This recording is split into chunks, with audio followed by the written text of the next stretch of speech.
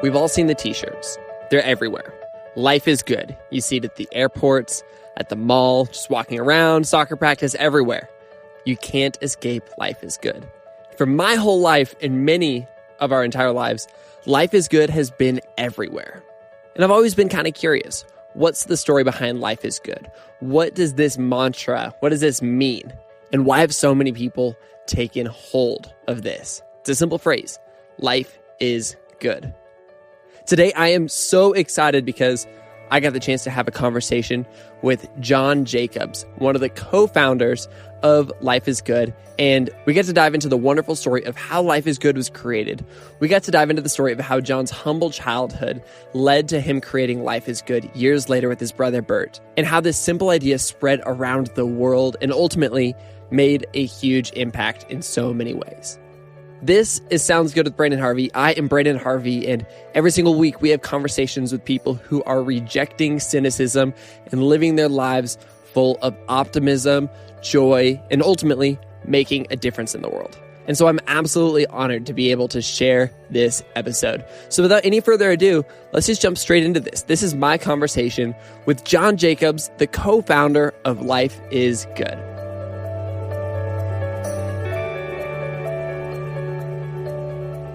John, so I have been seeing and loving the Life is Good logo almost my whole life at this point. You know, we were talking beforehand, I'm fairly young. And so I actually haven't lived much of my life without Life is Good being around.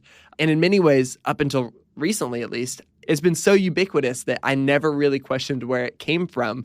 And so now I'm excited to be talking with you as, you know, one of the founders of Life is Good. So seriously, thank you for being here. I'm thrilled to be on this, and Branden, thanks for what you're doing. I know it's relatively new, this endeavor for you, but it's the antidote in some ways to what troubles a lot of people. You know, the pounding away of negative news. If people subject themselves to that, it's not feeding the good wolf; it's feeding the bad wolf within themselves. So I'm psyched about what you're creating, and I just hope it grows, and I hope we can help you with that. Thank you. That means so much. And yeah, I mean, you guys have been doing this for a long time. Like, you've been in this world of things of saying, hey, let's fill the world with more optimism. Let's fill the world with more meaningful hope. And so I'm excited to just like spend this hour like learning from you. I think that's a pretty sweet deal that I'm like, hey, John, why don't you be on my podcast? And then also I'm going to learn from you because I admire you. Like it's a total win-win on my end. I don't know why you agreed to this, but I am honored. Oh, you got to be kidding. I know it'll be mutually beneficial, just the conversation. So look forward to it. Thank you. So, I mean, I want to dive back to before you were even making t-shirts. I know that you started Life is Good with your brother, Bert. What was life like for the two of you growing up? We grew up in a small town outside of Boston, lower middle class family in a really nice town. And there was 6 of us, so eight people in a tiny house. And let's see, really tight family, I would say. Chaotic, as you might imagine, and a fair amount of dysfunction, like most families, but pretty tight knit. And I suppose we had to be in that house. But the siblings in particular were really close. Our dad worked in a machine shop. He was a World War II vet who worked in a machine shop and worked with his hands. Avid outdoorsman. Our mom kind of ran the daily circus at home, and it was totally chaotic. But in general, it was pretty cool neighborhood, other kids playing and stuff. But there was definitely some different forces in the house. Like our dad, both parents were in a car accident when Bert and I were in grade school. And it was a near-death car accident. And fortunately, our mother had a seatbelt on and she just broke her shoulder. She was okay. Our dad wasn't as lucky, and he lost the use of his right arm completely. And that had a major effect on him as a guy who was used to being so handy. He probably worked with his hands a lot working in the machine shop. Oh, absolutely. And even at home, he'd do projects with us when we were really little. But after this happened, we didn't really know what was going on. We were really young, but it really took a toll on him mentally because he already had the stress of trying to feed 8 people on a pretty slim salary. And then this thing didn't allow him to sort of be his best self or do what he thought he was, really good at. And so it led to a lot of yelling in the house, a lot of tension, both yelling at us and our mom a lot. And, we didn't realize probably till we were out of the house, he was really yelling at himself. He was frustrated and depressed, to be honest with you. That made for a very difficult environment, kind of on a daily basis, a lot of yelling. On the other hand, and our dad was a good man. We love him, and he loved his family too. It was just a very difficult thing to happen to him. And our mom was the first powerful optimist in our lives. She had this resilient way of just moving past anything that was an obstacle. And whether it was our dad yelling or it was, one of our older siblings maybe was in trouble at school or something, she just found a way, whether it was, she never had the TV on. She had us on the floor in the kitchen drawing pictures. She had music playing. She was telling stories. She was singing a lot. I mean, every day. And she just sort of changed the energy in the house when it could have been pretty negative. And instead, Joan was her name, and she created the energy in the house. And the huge thing, in addition to, when I say this resilient optimism, she would say things like, I like running out of money because I don't have to worry about what I have to buy. Or this isn't even optimism, it's just craziness, but we can understand where it came from. She'd say I buy the cereals you don't like because they last longer. Or yeah, that is craziness, but that's amazing. Well, one of our favorites is a much longer story, but basically it ends with her insisting that a pie she just made was an apple pie. And we're like, the friend that was over that had cut the pie was like, it's blueberry, Mrs. Jacobs. It looks great, thank you. And she's like, no, it's apple. And after 3 times of protesting, we're like, Mom, it's a blueberry pie. And she's like, no, it's apple. I just ran out of apples. So she just sort of kind of decided how she was going to see things around her. And there's wisdom, as weird as that story is, there is wisdom to deciding what you're going to focus on. And I think that's what your newspaper that's starting and your podcast is all about. And it's something we believe in, and we really learned from our mother and then later from our customers how powerful that can be. It doesn't mean you don't acknowledge the bad things. She knew that there was tension in the house and we hadn't figured things out and we were struggling, but she decided she was going to help herself and everyone in that house to focus on the good. And maybe the most powerful thing she did for us was at the dinner table every night, she'd look around at each one of us and say, tell me something good that happened today. As simple as that sounds, it changed the energy in the house where you might have been, complaining about an assignment that was really hard, or a teacher, or some kid that bugged you at school. Instead, you were going to share one nugget that was funny or positive or absurd. It really built momentum in the conversation. We didn't really know it at the time, but as you get to high school age, you're like, whoa, she did that by asking that question.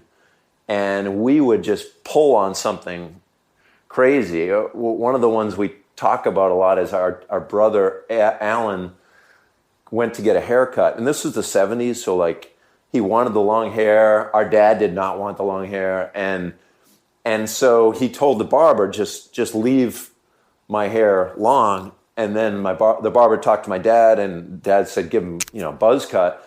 So he cut half the hair, and my brother looked up and he's like, no. So he ran out of the barbershop. So he had half of a hairdo and a buzz cut, and we called it a wohawk. But we remember talking about it at the dinner table and just cracking up and making fun of Alan. But it was silly stuff. Our brother would find stuff at the dump and like a old record that we could play, or Sports Illustrated magazines or something, or it was just nonsense, or it was something genuinely positive. But either way, it kind of lifted the energy in the house, and that all came from our mother. I'm always thinking about this idea of like, where does optimism come from? Like, why is there a unique kind of person in the world that is an optimist? And then why are there other people?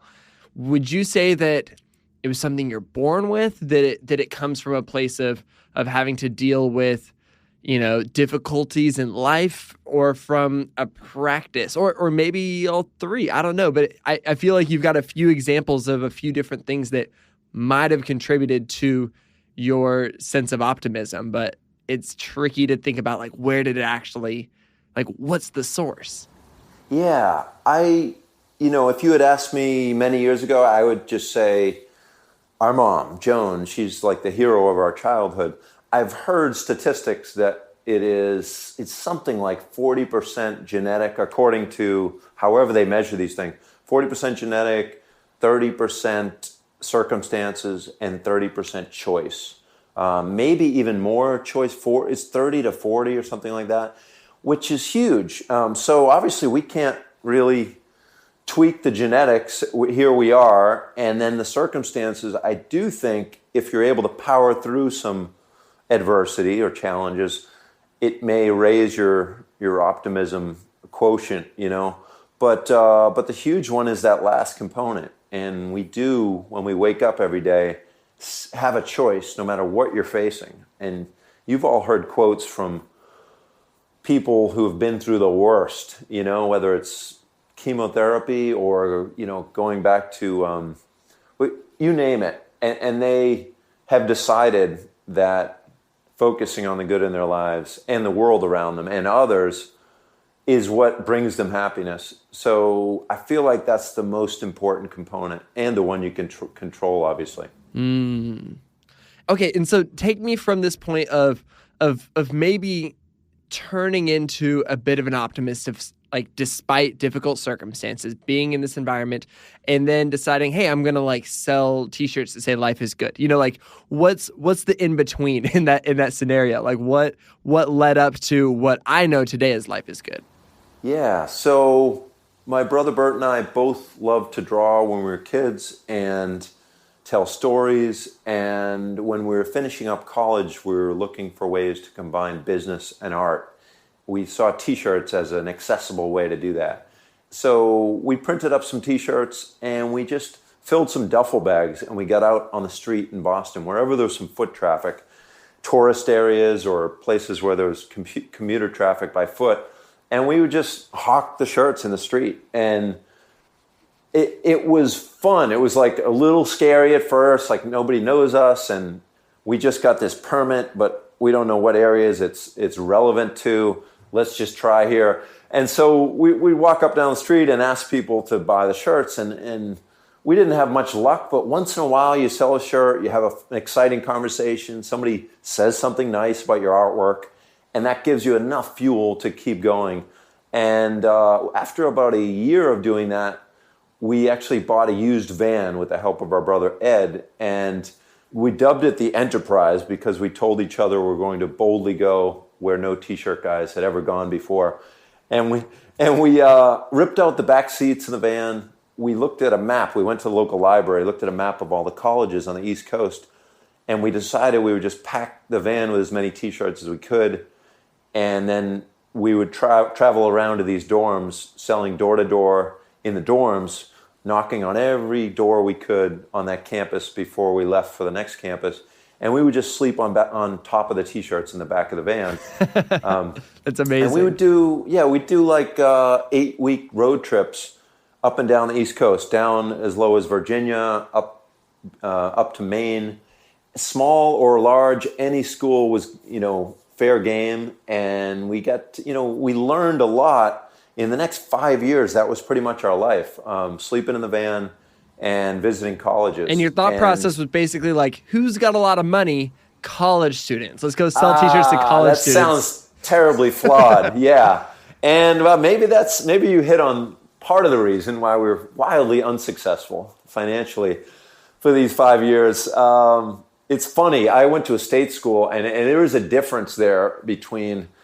I love the shirt, man, but I got like $5 left. And then certain schools, the kids, maybe it's mom or dad's checking account, but maybe they can afford to buy, 3 shirts for some friends or their sisters or something. But regardless, it was a lot of fun to this lifestyle because we were fresh out of college, and mentally I think we're still in college at this point. But back then we definitely felt like it was still our vibe and our place. So we had a blast, and we'd throw the Frisbee around during the day, and then we'd try to plot where we want to set up a card table or which dorms to hit next or what nights to go to which school. Let's hit this prime school on a Wednesday night because Friday everyone's out. Monday everyone's kind of bummed out or too focused on work. Let's do these prime nights, Tuesday and Wednesday at this school, So we had kept this journal, and literally it had an in and out column with every penny we spent, which was not much. We found ways to get into dining commons. We obviously weren't paying for a hotel or anything. So it was even like a source of pride if we never drank anything but water and occasionally beers on the road. So in terms of those 5 years in the van, I think it's one of those things that's helpful for other people to hear that we were disappointed a lot, and you'd drive 6 hours to upstate New York or Pennsylvania, and then you wouldn't be allowed in this dorm, or you wouldn't sell one shirt after knocking on 600 doors. It was huge that we had a partner in somebody we trusted that was, the funniest guy in our world. I mean, Bert and I grew up in bunk beds, and nobody can make each other laugh like the other brother. And we had hilarious nights, and we had frustrating nights, and we'd fight sometimes like brothers, but basically we believed in each other, and we were open to this adventure. And when we got in the dorms, no matter what the rejection was, in what form, I don't like the graphic, I don't like the price or the feel of the shirt or whatever, we just write it down. And at first it was really hard to take because it was oh man, we're not even going to be able to do this for a few weeks. And then you make a few sales, but you laugh off the rejection. And then the more you hear no, it's you get a little stronger because you go, all right, why did they say no? All right, take that down. And if 100 people say they didn't like the message or the drawing, you better change that for next time. So it's all about reacting and adjusting. And that's good. And not getting, if you had just gotten totally down about the things that were said that were negative, it could have killed your opportunity to have those positive experiences where people were like, oh, I love this. And it speaks to a sense of resilience, I guess, that you were able to push through, those difficult times, which, it's a smaller difficult time than other difficult times. But I think that the metaphor still stands so true. You're working really hard at something you're passionate about, getting rejection, and then you push through and you find a little bit more success and a little bit more success, and you're learning. I love that. Yeah, you asked earlier about people when they go through adversity. These people have obviously faced much worse adversity than us. I'm thinking of right before we started this run at the dorms in the van, our sister was paralyzed in a ski accident up in Vermont, and she lost all feeling. Slowly, she regained most of her feeling, and to the point where she could walk and ride a bike. But her attitude through that, it just took her a very short period to realize I need to put things in the rear view when they're not helping me get better. So I am going to allow myself a little time to cry every day. When she literally had the bolts in her head and couldn't even move her neck or anything, people were visiting her, and she's like, I need laughter. I don't need tears. So when you come here, make me laugh, make fun of me, whatever it is. And that was one of those examples. And you meet people along the way that have handled the hardest adversity, and they make that same decision that I'm going to build this into a positive. I'm going to focus on the good because that's what's going to bring me happiness. That's what's going to help people around me. That's what's going to create good energy. So maybe, when you combine the difficulties in our house growing up, balanced by the strength and resilience of our mom, and then people like Alberta, that's our sister, was so brave, and it was such a quick assessment by her. And to this day, she has the greatest attitude, always brings a smile, good energy to people. So, we were in the dorms, not a big deal that people, even if they're rude, like they might say no thanks, or they may say something worse about the shirt. But you just suck it up and you go back to the van and it's like, wow, 600 doors and no sales. But it was huge to have a buddy and a brother like with you, laugh it off, talk about some of the funny characters you just met, and just what's next, where are we going next? And the combo of traveling, designing, like creating art, traveling, and meeting people were three things we loved. So regardless of outcome, we felt pretty lucky to be doing something we love to do. So that's what propelled us for those 5 years as we floundered around and tried to find something that clicked with people. And so this whole time, what did these shirts that you were selling say on them? They didn't say life is good yet at this point, right? A lot of them said nothing, actually. Like they were just funky artwork, very musically driven things. We grew up loving the Beatles, The Who, Bob Marley and stuff. So some of them would have more of a Rasta feel. Some of them like hard rock and roll look, but it was mostly just our artwork, which maybe was part of the problem. I mean, we find just short phrases with depth to them really create a super strong bond with people. And that's interesting. So, yeah. And it seems like maybe people just resonated with it more.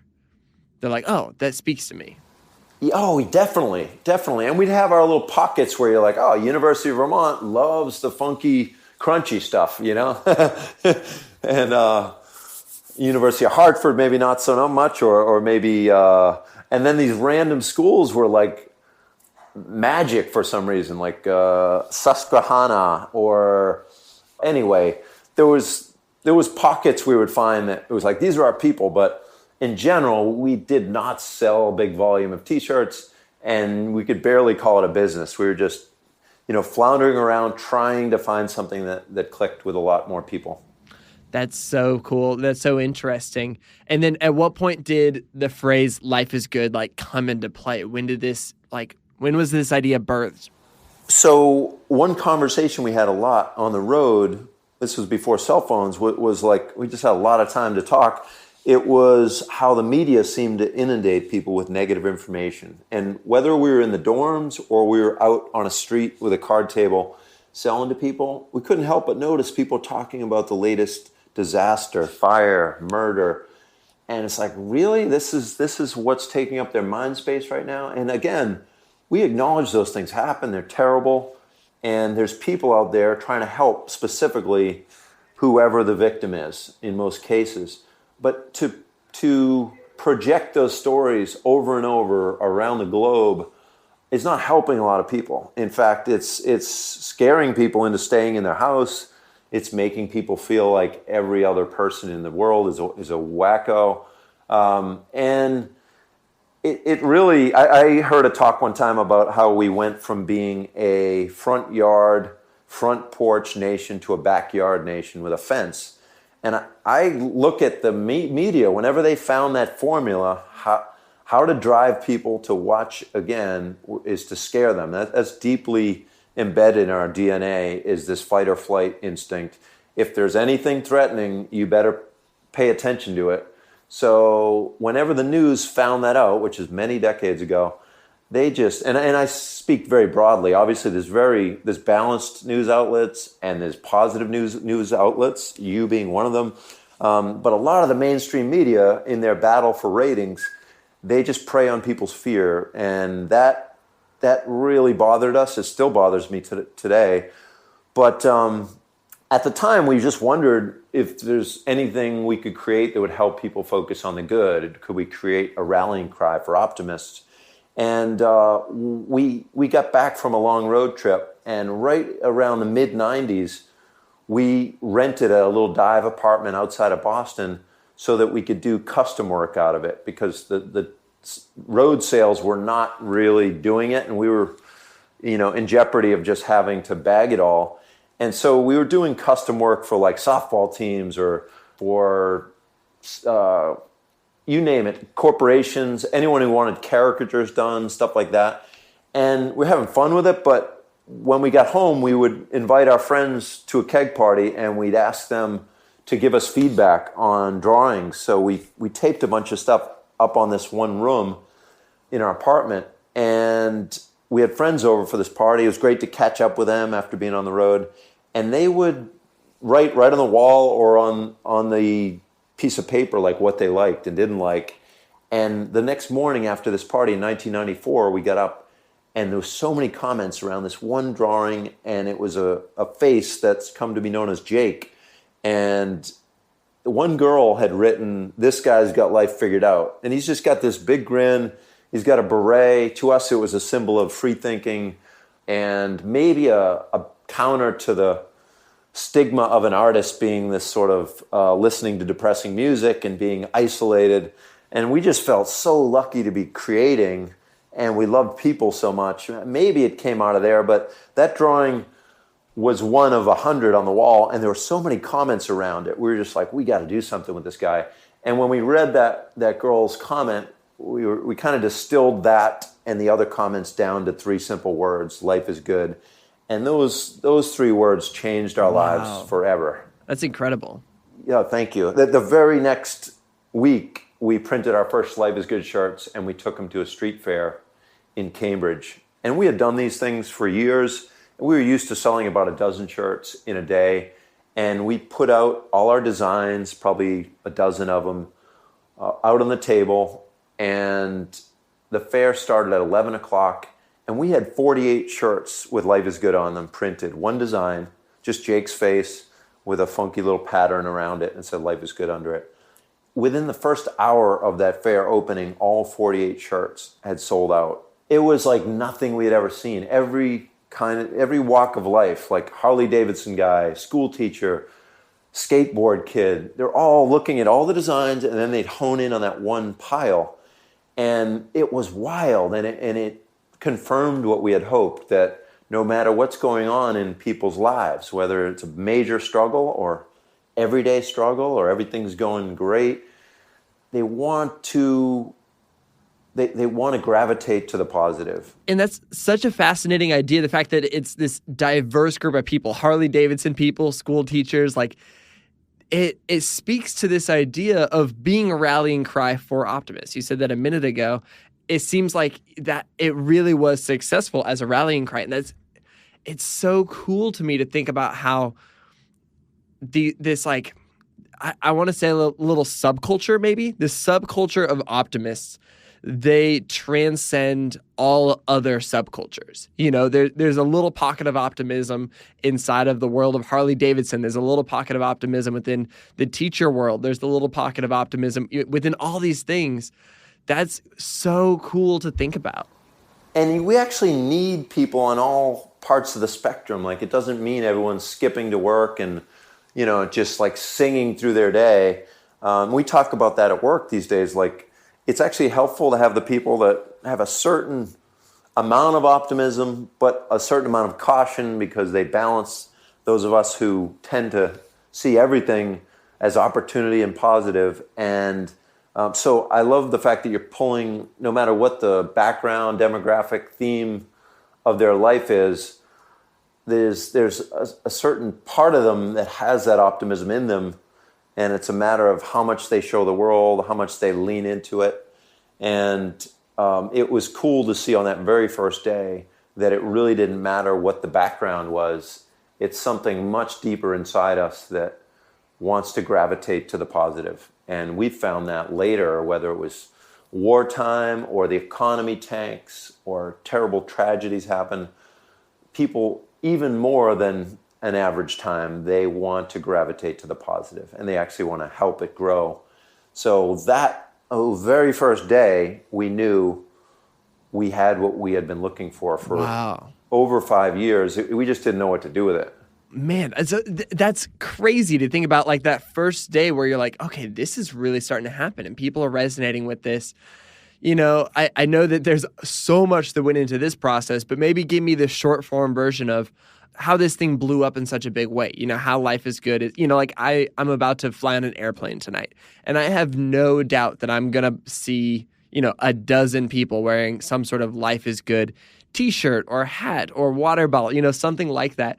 Like, it's ubiquitous. And yeah, maybe like what's the short form version of how you guys started to grow this thing and lean into this thing, and how it started to spread, I would imagine, also organically outside of you guys. Sure. Well, we didn't really know how retail worked, but we decided to go door to door, just like we had done in the dorms, and ask people if they would sell Life is Good. And we didn't have much luck with that. And then we drove down to Cape Cod, and we jumped in the ocean, which the ocean always gives you the answer. I always ask Mother Nature and Mama Ocean if you need answers. So we got out of there, and we started driving around in the van to little beach shops, and we found one finally that would take 24 Life is Good shirts and try them out. And lo and behold, the next week we got a call from this woman, Nancy, and she gave us what she called a reorder, which is a term we had never heard up to that point. And we were pretty fired up. And on the same call, she reminded us that she was right next to an ice cream shop. And she said, does that Jake character, by any chance, does he eat ice cream? And Bert and I were in that little dive apartment. We're looking at each other. We're like, no, but give us about 2 hours and a purchase order, and he will. So we, went to work designing Jake with an ice cream cone. And same thing happened with her sister-in-law up in Vermont. I had a store near a bike shop, and it's like, of course, yeah, Jake rides a bike. So the whole story of Life is Good is just being open and listening. Like, I didn't even mention, but Bert and I did a cross-country road trip as I was finishing up college. And we had an absolute blast. We traveled for a couple months across the country after I did a year out in California. And we kind of came up with the idea of working together on that trip. But then if you look at our whole story, like, it was the friends at the party that said, this guy's got life figured out. And now it's the retailers telling us, this guy can do anything that celebrates something positive and healthy in people's lives. Go ahead. So we suddenly had the coolest job, we thought. Well, all we have to do is listen to people about what they love and then help them celebrate it. So whether it's hiking or hanging out with your dog or going to the beach or riding a bike, like any of these things, they felt good to us. So we just designed them. We ship them to retailers, and boom, all of a sudden, we're getting reorders really fast, and we're learning the nuts and bolts of business because we're really we're not brilliant business people. We don't even know the basics of business, but this idea is so powerful that it just propels us forward. And so we're taking notes and learning as fast as we can, and we've got some sales reps now, and we pick up a few employees. And the brand spreads. I mean, there's longer stories about first employees, really funny one where a girl moved in upstairs from us, and we were like, whoa, this thing is growing like crazy. Can you help us at night? She had a real job. And after helping us for a few months, we asked her to jump on board. And she took a wild chance in joining us. She's now a partner at Life is Good. That was a long time ago, but basically, we start to distribute around the country. We're adding new products, hats, backpacks, frisbees. Meanwhile, we start getting letters from people, and some of them are simply, hey, thanks for helping me celebrate the mountains. I love to go to this mountain and hike or ski. Thanks for helping me celebrate my time with my family, with my dog. I love road trips. I love playing music, etc. But we didn't count on these other letters, and we got so many of them so quickly from people facing great adversity, people who were in the hospital going through chemo, and they said, your Life is Good hat helped me stay positive through the worst times. Or, we lost our brother, and we all wore Life is Good to the memorial service because we wanted to celebrate the spirit with which he lived. He always wore your product.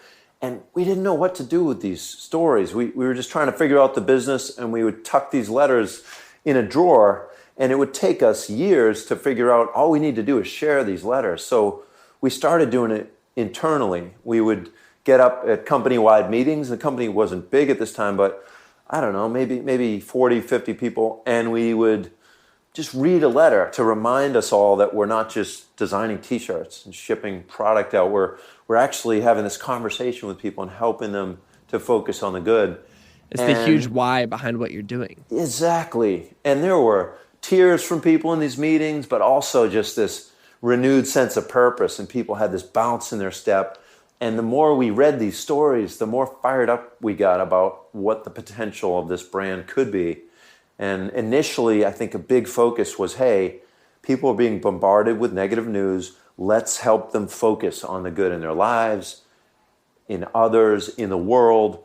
But there was this deeper layer that we learned from these incredible letters. We called them fuel letters, because this is what powered us forward. This is what made us want to grow this company as big as we can and reach as many people and eventually kids with our Kids Foundation. But I'll get into that later. But they are the heart and soul of this brand, is that community of people, particularly the ones that have faced the hardest adversity, because those are often the people who have this elevated sense of gratitude, and they have a clearer perspective than anyone on what's important in the world.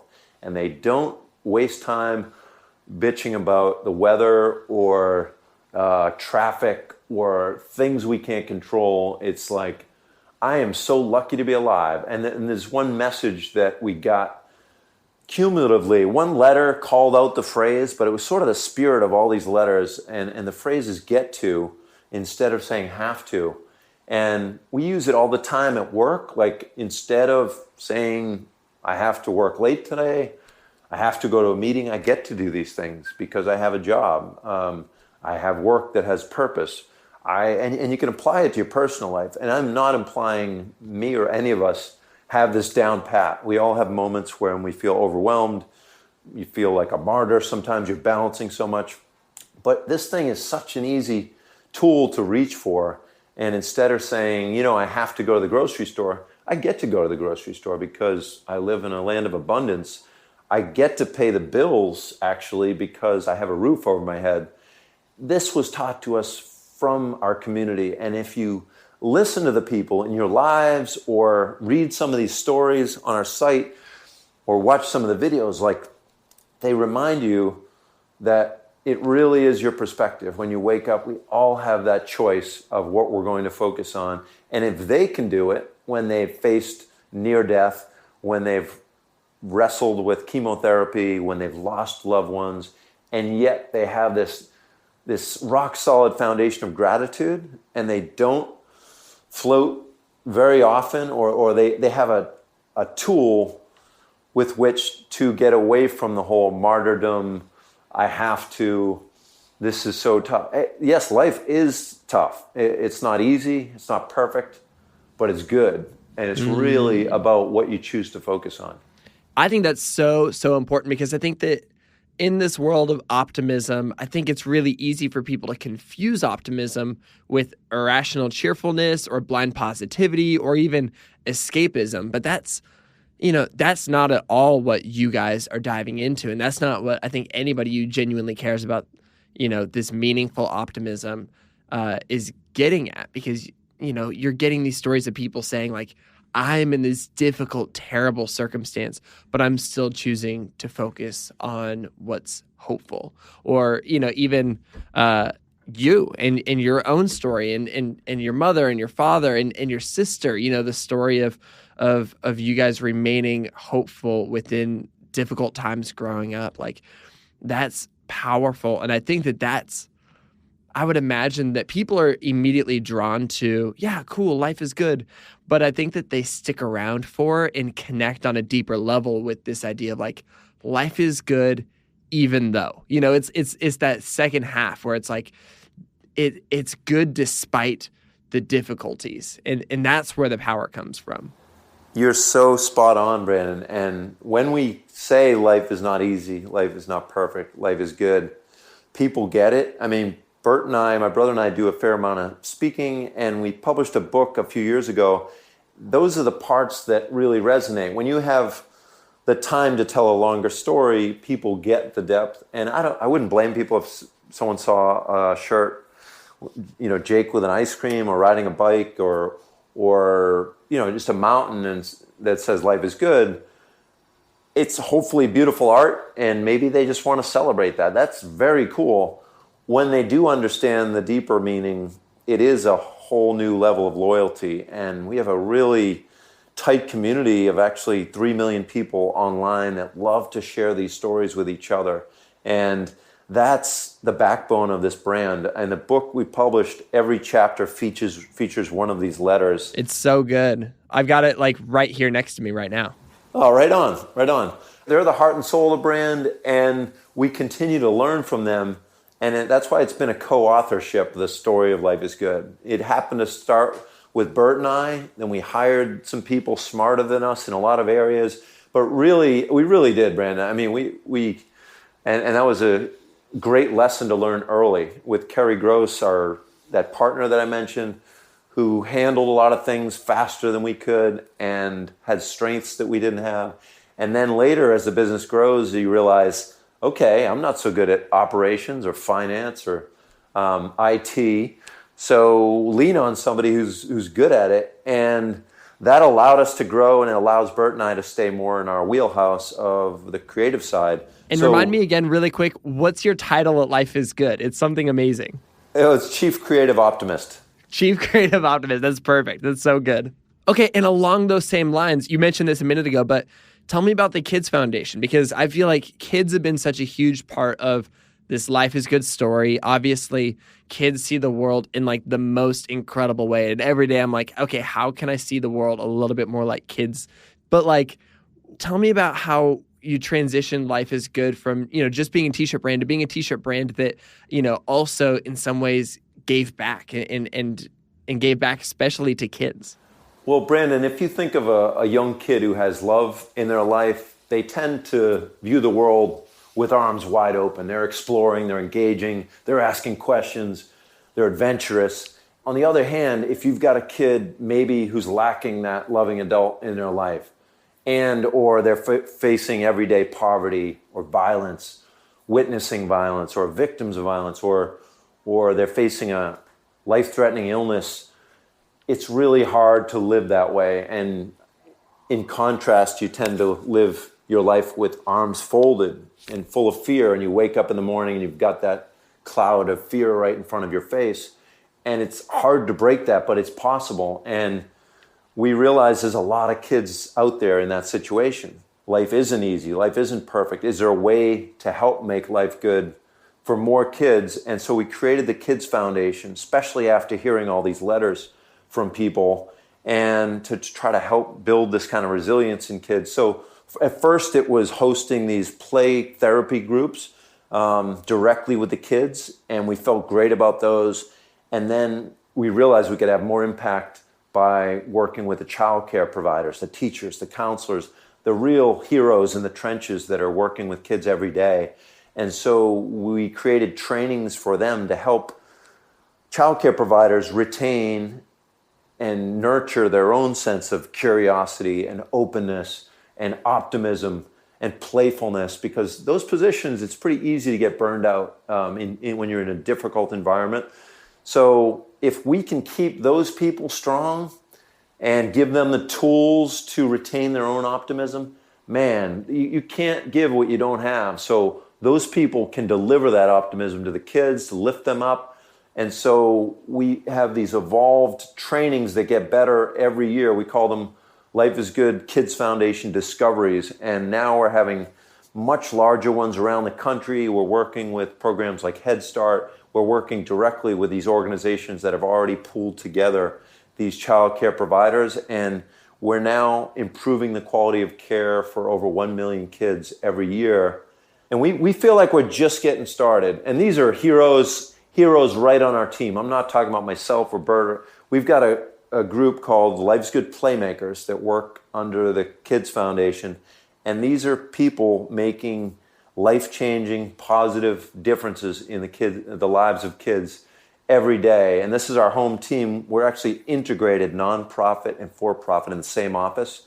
And where the for-profit tries to bring awareness and funding to the nonprofit pays us back so well with what they do for us culturally. We just had an internal discovery on Friday where our leaders get together and make sure that we're living and being the brand ourselves, and how we can help each other to be more playful at work, to have more fun. And believe it or not, that stuff all makes for a more productive team. You know, it's not this softer, fuzzy side. It's like, no, if you got a bounce in your step, if you're having laughs, if you're actually moving your body, all this stuff helps you become more productive and you quite simply happier. So we're trying to bring that to a lot of kids who have a difficult life at a critical young age.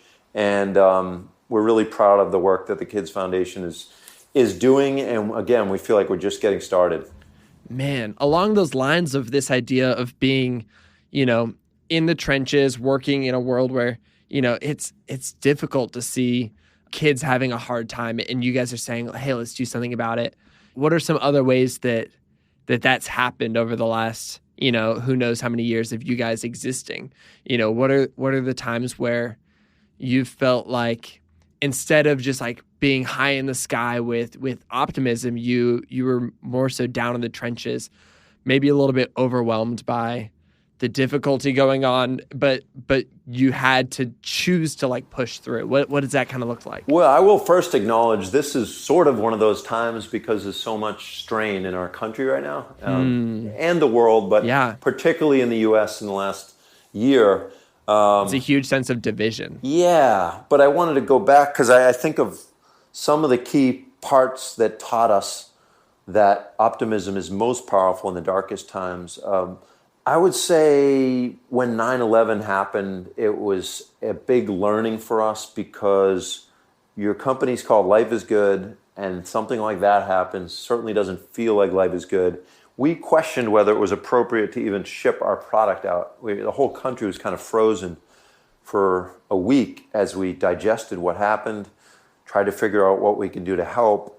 We had a company-wide meeting, and this woman in our warehouse pointed to a big mural of Jake, our character, and she said, "What would Jake do in this situation?" And this real quiet woman from the warehouse raised her hand, and she said, "Is there some way we could do a fundraiser for the victims and their families?" That led to our first kind of large scale. We had done a lot of like basketball tournaments for the Kids Foundation early, things like that on a small scale, but this was like nationwide. Every time we ship this shirt, all the proceeds from it will go to help the victims. It really stunned us how much people rallied around this. It was just a simplified flag graphic that said life is good under it. And we let our retailers know and customers that all the proceeds would benefit the victims. Within the course of like 6 weeks, we raised $207,000 from that one shirt. And it not only externally were we helping the victims, internally, I mean, we were all feeling, depleted by what happened. All of a sudden, the warehouse was filled with blank shirts. We were whipping through these big orders, and we knew we were part of the solution. There's no solution, but there's like part of the healing. And that was a big boost to our team and a big learning for us too. Like, no matter what happens, isn't there a way to be one of the helpers, one of the people that is making it better? So we took that lesson, and that was part of the reason for creating the Kids Foundation. Now, 10% of the profits from anything we do go to our Kids Foundation. That means if you work in the company and you design graphics or you pack boxes, no matter what you do, you're helping kids in need. And we love simplicity, and that really helped us simplify things. It really doesn't matter what task you're doing today. You're helping kids in need. And likewise, for customers, if you're doing business with Life is Good, you're helping kids in need. And we love the simplicity of that. And then another key moment for us was more recently, 2013, we're right here in Boston, and the marathon bombing happens. And our offices were 2 blocks from the finish line. And we had lots of employees out there at the finish line. and one of our teammates was severely injured, shrapnel head to toe, went to the hospital. They couldn't assure us that he would live through the night, and we couldn't visit because we're not family. So we waited, and the next day we went to visit. The first thing he says, his name's John, is, "I'm grateful," to us. And he did not look good, in very rough shape. But he said that because he said he saw people around him that were worse off or didn't make it. And he knew most of his wounds would heal. He's a hero to us. And then if you look at what happened in the aftermath of that horrible act, the news media, the mainstream news media, could not get enough of showing the actual bombing and telling you about the bombers over and over if you chose to watch it or read it. Now, if you lived in the city and you were close to it, what you witnessed was a very different story. You witnessed EMTs running in to help the victims right on the spot, risking their lives. You saw runners running an extra mile to donate blood. You saw people giving their cell phones, opening their homes to strangers. You heard about doctors working 50-hour shifts of surgery to help the victims. 50 hours, that's not even an exaggeration. I heard these real stories. And you realize that in response to a terrible act of hatred or confusion, whatever it was, you had hundreds and then thousands of acts of love just pouring in from the Boston community, then New England, then around the country, then around the world. People are sending funding help and supplies, and absolutely incredible. So only a few days after the bombing, we started getting emails from people saying, "You got to do a fundraising shirt." And we were, at the moment, just focused on making sure our team was okay. We had counselors coming in, speaking to them, and we put it off for a few days. But by the time we took a fresh look, maybe 4 days after it, there were so many posts on our Facebook and emails. It was like, of course we need to do this. So we designed a simple shirt that said Boston on the front with a little heart and one of the O's, and then "Nothing is stronger than love" on the back. That's all it said. And we posted that on our site, and we told people 100% of the proceeds will go to the one fund to help the victims and their families. And that one shirt, in the next 4 or 5 weeks, sold more than any shirt we'd ever made by far. And we raised over $500,000 in a super short period for the one fund. And once again, it was like, yeah, we were proud of the city because it's a tough, old, gritty city, and Boston Strong was a very prevalent message, which is a good one. But we were looking for a different message, and we landed on that "Nothing is stronger than love" to speak to something bigger that was happening that we wanted to acknowledge. And sure enough, people really took to that message, and they supported it. And more importantly, they chose to focus not on the hate, but instead on the love. And that's why we were so proud of humanity in the aftermath of the bombing.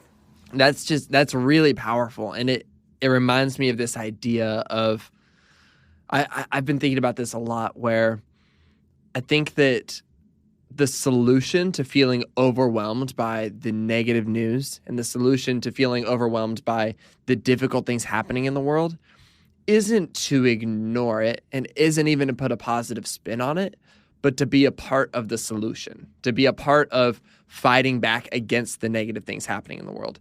And hearing your story, hearing about how you guys are doing stuff with the Kids Foundation and what you guys did right after 9/11 and the Boston bombing, like, that really gets me thinking about, like, people rallied around this so they could feel a part of this, and they made an impact. They made, so, like, they brought together so much money to create solutions. And I love that not only are you spreading this positive message of, like, life is good, like, there's difficult things, but life is good, but also that you're allowing people to share that mentality, where they can say, life is good, and I'm going to create a better, like, a good life for other people. I'm processing through this right now as you're speaking, and it's beautiful. No, and I love it. You're so right on, Branden. And when I think of that experience of brainstorming the message for the shirt in a small group, but then all the teammates on our team that figure out how to execute it. And then the people in the warehouse figuring out the quickest way to ship it. And then the retailers realizing by taking this shirt and, devoting some of their valuable space to it, they're being part of the solution, part of the healing. And right down the line, it feels better to all of them. So I'm just making your point that I agree with you completely that the best thing is not to ignore the bad news. It reminds me of Paul McCartney one time said a lot of young people come to him and say, there's just so many causes, I get overwhelmed. Which one should I pick? And he's just like, pick the one you're passionate about and just pick one and lean into it. And that's what's going to make a difference. But if you try to look at the whole thing or help a bunch of causes at once, that's actually what we did early, like the first 5 to 8 years of our company. It was just so random. Any friend who had some nonprofit, or our head was spinning, but we're like, yeah, we'll donate shirts here, we'll write a little check here, or we'll show up for this event. And it was all well-intentioned, but it was not efficient at all.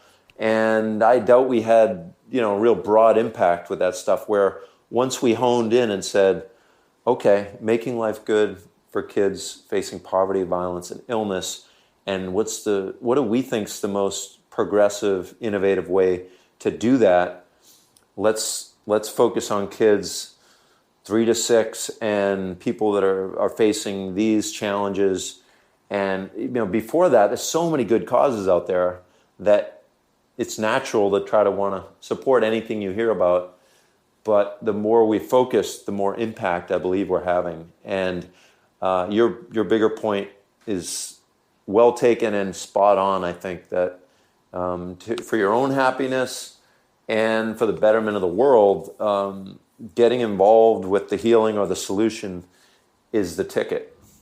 This conversation has seriously been so good. And I wanted to wrap up by definitely mentioning this new thing that you guys are working on called the Faces of Life is Good.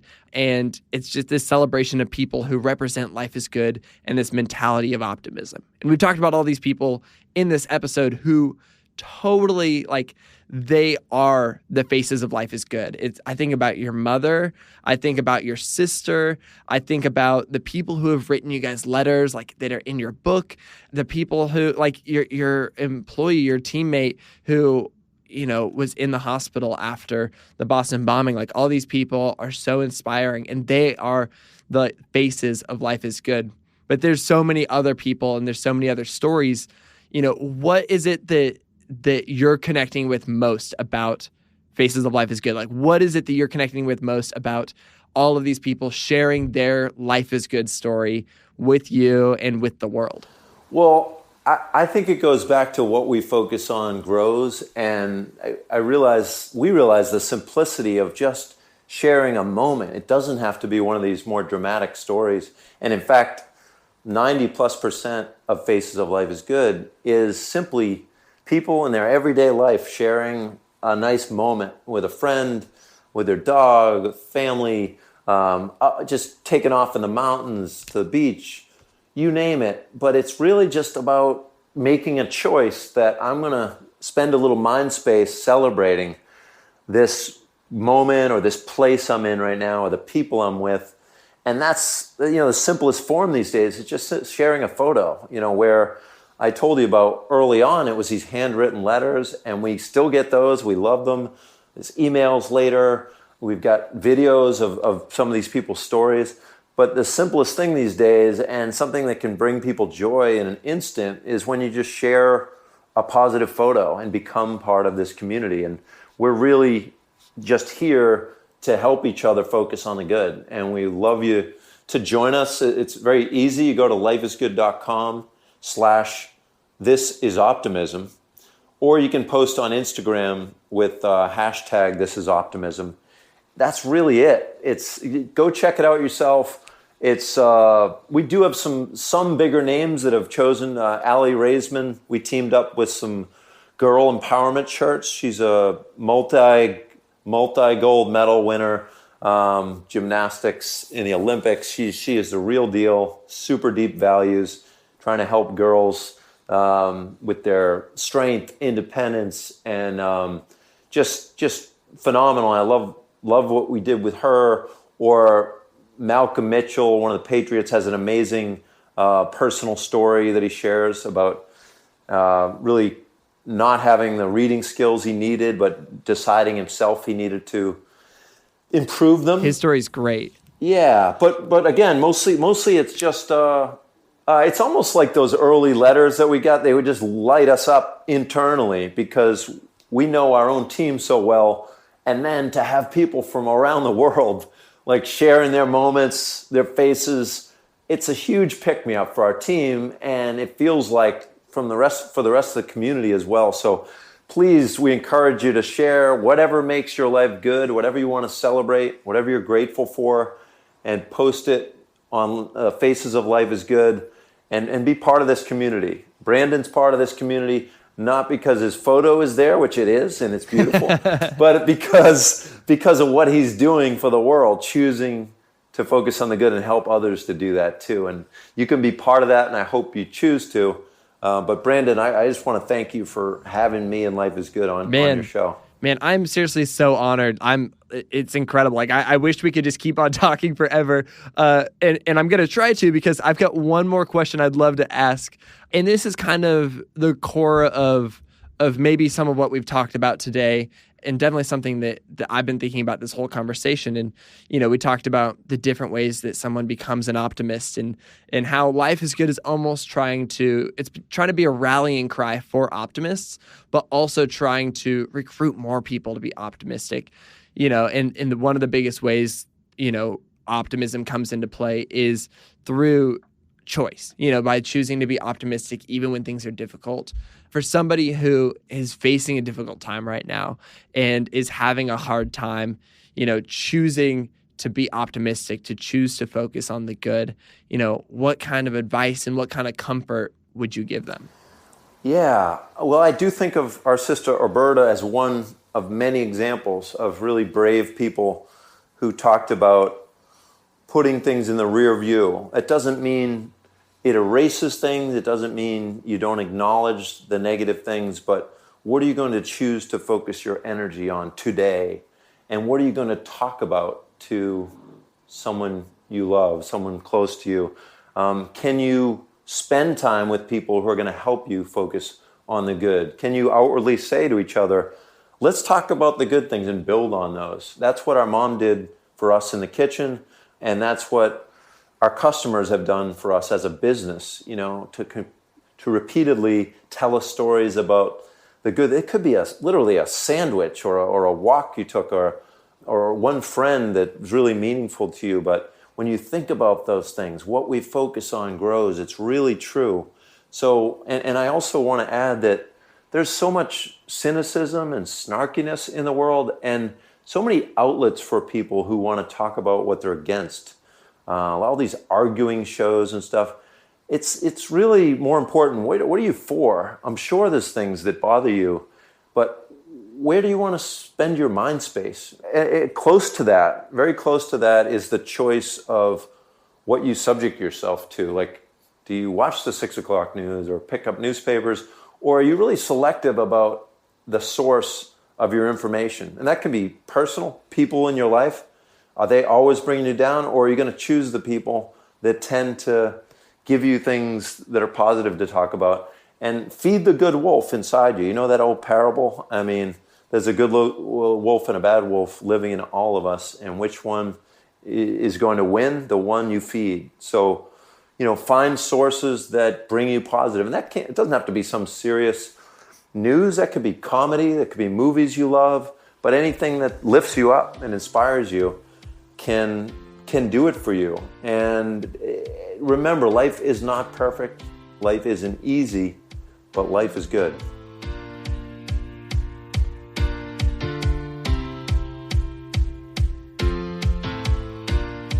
Oh my goodness, that was such a fun conversation. I don't know if you guys could hear it, but you could hear me becoming best friends with John. I don't know if I'm John's best friend, but I loved this conversation so much. And there was a lot that really stuck out to me with this conversation.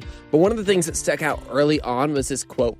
He said at the dinner table every night, his mother would ask each of her kids to tell her something good that happened that day.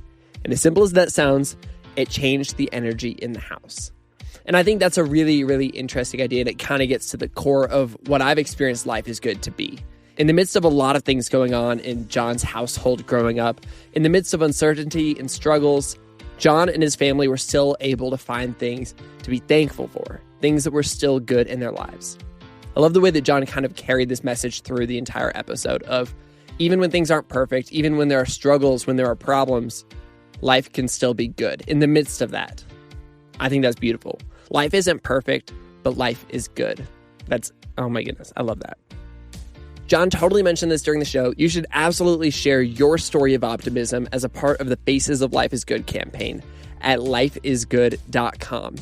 I'm one of the faces of Life is Good, and I am so honored, and you should absolutely join me. lifeisgood.com. You can also follow along with Life is Good on social media everywhere and learn more about John and his brother Bert in their book, Life is Good, the book. I love it. We talked about it in the episode. It's great. If this is your very first time listening to Sounds Good, welcome. We are so glad that you joined us. We hope that this isn't your last episode you listened to, so go and hit the subscribe button. And if you like this episode, I've got 2 episode recommendations for you to download right now. The first is the conversation I got to have with Bonnie, Kate, and Max, 2 incredible and creative people who live out this idea of life not being perfect, but life being good, even in the midst of utmost terrible tragedy. Go download that episode, and then also listen to our conversation with Laura Lawson Visconti. Laura is a visual artist just like John is, but every single day, Laura loses a little bit more of her vision, and one day she may be completely blind. And she shared about the hope that she lives with despite her medical condition. You can find both of those episodes and all of our other episodes wherever you listen to podcasts. And if you've been listening for a while, please leave us a review on iTunes. We absolutely love reading your feedback, and it really helps more people find out about the show. As always, you can find us at goodgoodgood.co, where we also make, in addition to this podcast, a physical newspaper called The Good Newspaper. Yes, it's a real newspaper in 2017. And you can also find out about our free Good newsletter, where every single week we send out 5 pieces of hopeful news from around the world. You can also follow us on social media for more good news every single day. We are at goodgoodgoodco everywhere. And on that note, that is a wrap for this week's episode. Go out and do some good this week, and we'll be back next week with another inspiring conversation with an incredible person. Sound good?